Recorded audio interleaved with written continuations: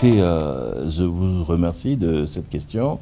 Cela permet d'avoir une suite dans les idées. C'est vrai que nous avons commencé un travaux de sécurisation grâce à l'opération Noël à la maison, lancée par le président de la République lui-même. Nos concitoyens ont compris ce message-là. Ils sont rentrés dans leurs résidences respectives et ils nous ont permis donc de lancer les travaux de sécurisation du périmètre de l'aéroport de Bangui Poko. Donc les travaux de clôture ont commencé. Il y a 1500 mètres de clôture qui sont déjà installés. Vous pouvez faire un tour là-bas pour vous en rendre compte. Ça, c'est de 1. De 2, le programme très ambitieux de mise à niveau de notre transport aérien se poursuit. Alors, au niveau du dispositif institutionnel, il y a donc l'Agence nationale de l'aviation civile centrafricaine, ANAC Centrafrique, qui monte progressivement en puissance pour prendre la régulation du secteur. Et pour cela, il faut donc mettre en œuvre toute la réglementation technique. Il faut former le personnel à cette réglementation, capable de le faire observer par les opérateurs du secteur. Bref, le gendarme du secteur prend des muscles et nous espérons que très rapidement, son standard sera conforme aux exigences internationales. Et pour cela, nous bénéficions d'un appui très fort de l'Organisation de l'aviation civile internationale, qui, dans son nouveau slogan, a dit « Aucun pays ne doit être laissé sur le chemin ».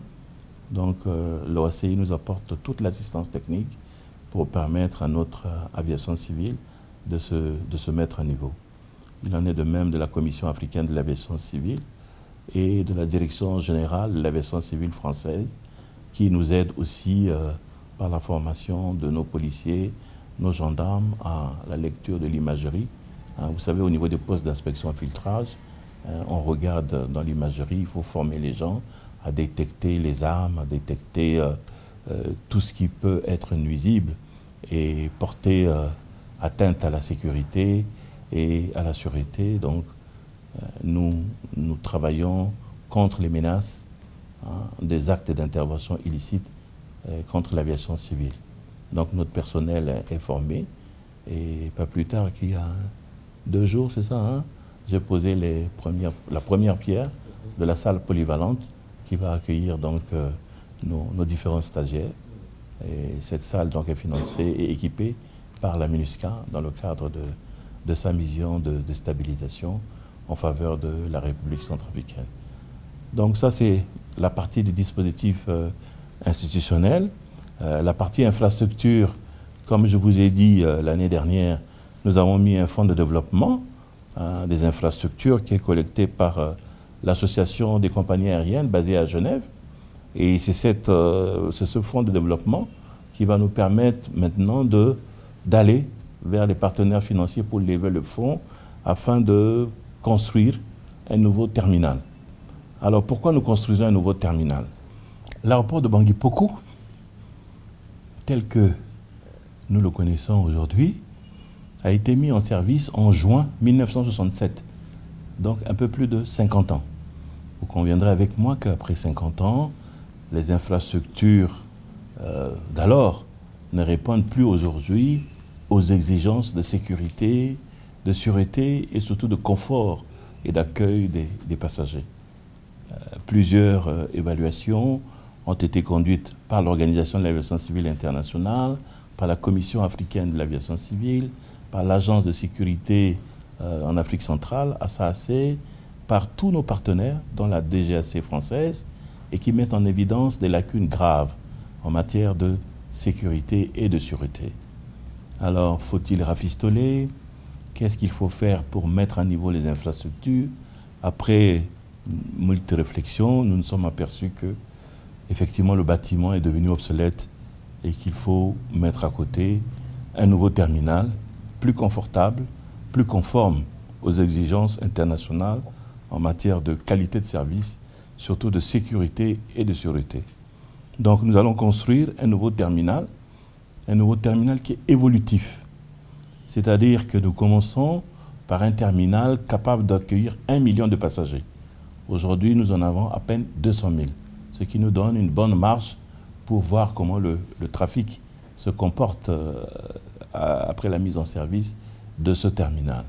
Ce terminal qui sépare de manière nette les flux de passagers à l'arrivée et au départ, dispose de toutes les commodités en termes de bars-restaurants, en termes d'accueil, de salons lounge pour les passagers haute contribution, hein, les passagers business et première, et les passagers en économique auront un espace de confort avant donc d'embarquer dans l'avion.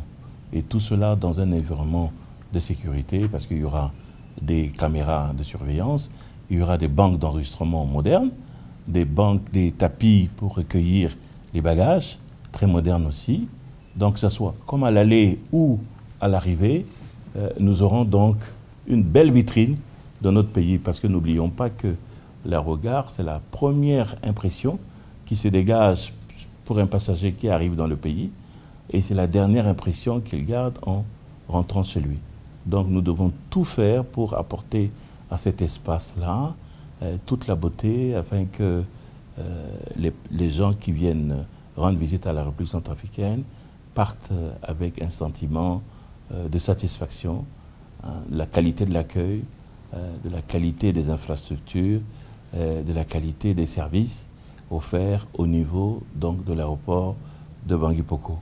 N'oublions pas que c'est le seul aéroport international qui reçoit des passagers en provenance du monde entier et qu'à ce titre-là, si nous ne faisons pas cet investissement, nous risquons à terme la déclassification de l'infrastructure actuelle, voire sa fermeture.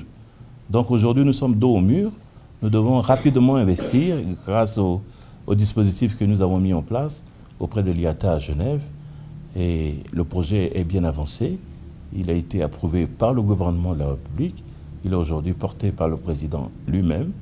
Nous allons terminer juste la structuration financière et ensuite commencer à le présenter à nos partenaires pour voir dans quelles possibilités ils peuvent nous aider à financer, étant entendu que le fonds de développement, qui lui est géré directement par l'association des compagnies aériennes à Genève, servira donc de garantie pour rembourser tous les prêts et amortir tous les investissements qui sont projetés dans le cadre de la construction de ce nouveau terminal.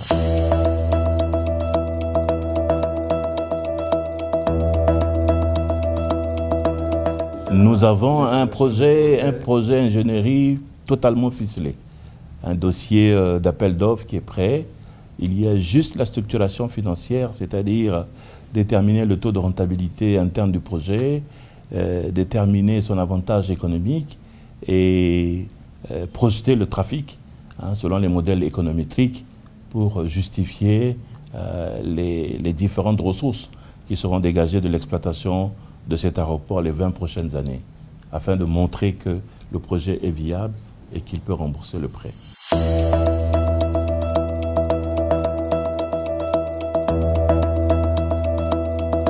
Le plus rapidement possible. Comme je vous ai dit, fin avril, nous terminons la structuration financière et nous commençons déjà.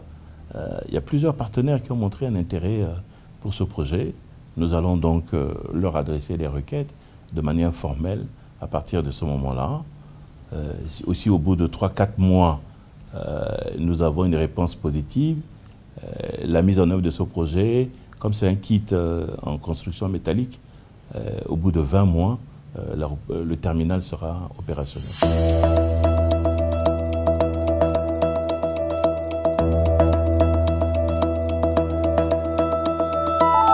Alors, vous en avez un derrière vous là-bas. Le port sec, c'est un espace de chaîne de transport dédié qui permet, si vous voulez, de soulager les quais. Parce que les navires arrivent, sont au niveau des quais, il y a souvent un engorgement des ports et on met donc à côté des ports qui sont en eau profonde, des ports, comme on dit, secs, parce qu'il n'y a pas d'eau, mais il y a une plateforme qui est composée donc des entrepôts, d'espaces de levage, de contrôle des conteneurs le contenu des conteneurs, on met des scanners, on met un certain nombre de superstructures qui permettent donc de fluidifier le trafic, de le mettre, si vous voulez, en deuxième rideau pour permettre de soulager les opérations de manutention au niveau des quais eux-mêmes. Hein, cela permet aux gestionnaires des ports de réduire les files d'attente des navires qui sont en mer et qui attendent d'accoster sur le quai. Et cela permet aussi aux transporteurs d'avoir les douaniers de leur propre pays en ce qui concerne notre pays enclavé et qui vont donc les aider dans les opérations de dédouanement ou de transfert, de transit du pays à façade maritime vers le pays à l'intérieur. Il y a un deuxième aspect aussi qui est très important. Il y a ce qu'on appelle la dématérialisation du commerce extérieur aujourd'hui. C'est-à-dire qu'au lieu de faire circuler des papiers, aujourd'hui, c'est ce qu'on appelle des bordereaux électroniques. Donc, tout le monde est en réseau et chacun regarde donc le suivi des cargaisons à partir de son écran. Et donc, les opérations, c'est cliquer, valider et au bout, vous récupérez votre conteneur et puis vous partez. Donc, il n'y a plus de documents qu'on fait circuler de guichet en guichet avec 20 000 cachets, 20 000 signatures dessus, mais juste un petit clic sur votre ordinateur et vous récupérez votre transfert après donc ce suivi électronique donc de la cargaison. Ce qui permet donc de booster le commerce extérieur, de fluidifier le trafic et d'aller beaucoup plus vite dans le traitement des marchandises en transit dans les ports des pays à façade maritime en faveur des pays de l'Interland.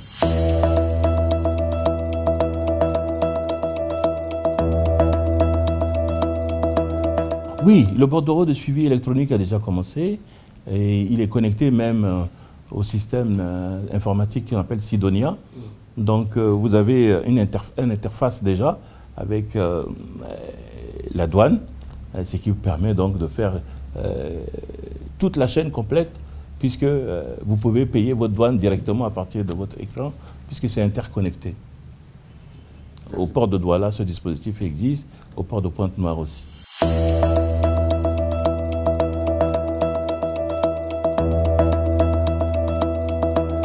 Bien, moi simplement, c'est un vœu pieux, c'est-à-dire que vis-à-vis de nos compatriotes, je voudrais solliciter leur indulgence, que la situation que nous avons héritée est très difficile.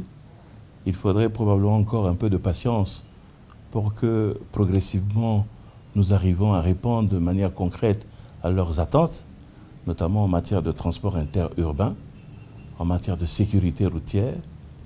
Nous essayons de favoriser leur déplacement par la voie aérienne en multipliant les accords aériens, en faisant venir ici toutes les compagnies africaines. On n'en a pas parlé beaucoup, mais il y a Rwanda Air qui est à nos portes, il y a Air Côte d'Ivoire, Eker Congo va reprendre bientôt ses services. Hier, j'ai reçu le ministre congolais en charge des grands travaux, qui est président du conseil d'administration des Eker. Il m'a dit nos priorités, ce sera le marché sous-régional, donc vous serez rapidement dans nos projets pour desservir Bangui à partir de Brazzaville. Camerco est revenu, nous avons 2 fréquences supplémentaires sur Douala. Camerco devrait développer aussi le marché sous-régional pour nous permettre d'aller à Libreville et à Brazzaville. Donc il y a le désenclavement par la voie aérienne qui est opérationnel. Il y a le désenclavement par la voie routière et nous espérons bientôt développer davantage le désenclavement par la voie fluviale en allongeant la durée de navigation. Et le vœu le plus cher, c'est pouvoir mettre enfin un réseau de chemin de fer qui nous relie à l'un des principaux ports de la sous-région. Voilà le mot de la fin.